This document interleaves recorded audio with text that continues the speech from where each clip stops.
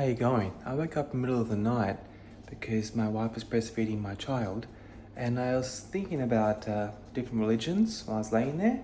I was thinking about there's this guideline or rule in Islam, Muslim tradition, whereby pets are not usually kept inside the house, and that may appear at first glance as mean, but if you try and just think a little critically and look a little deeper and objectively, there's a big problem nowadays where a lot of people put strong maternal instincts into their pets, cats and dogs, goldfish, etc.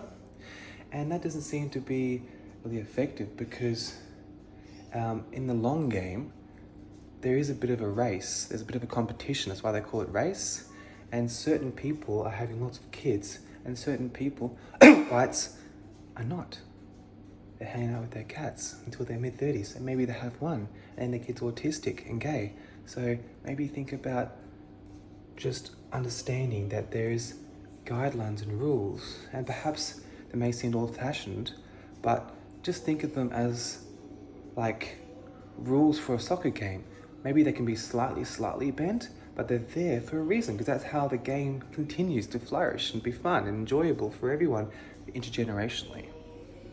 And so I just want myself and you to think about the rules and guidelines of the main religions, Islam and Christianity, and think about why.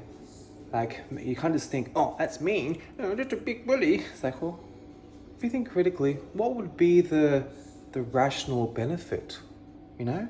Like, I was just watching this video clip from this movie called Oklahoma, and I was fascinated how it looks like in America, which was the greatest nation in history, similar to Australia,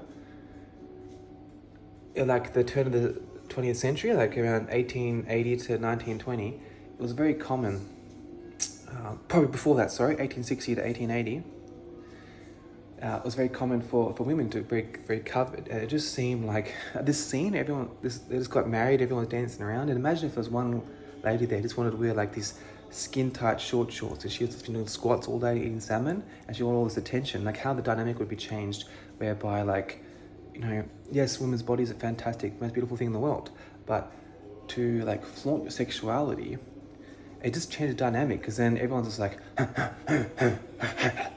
want that, you know, and it's like it just changes the dynamic. So yes, it's good to have freedom and let's all do what we want. Let's just do heroin and just fuck all day and just, you know, just lay in the sand.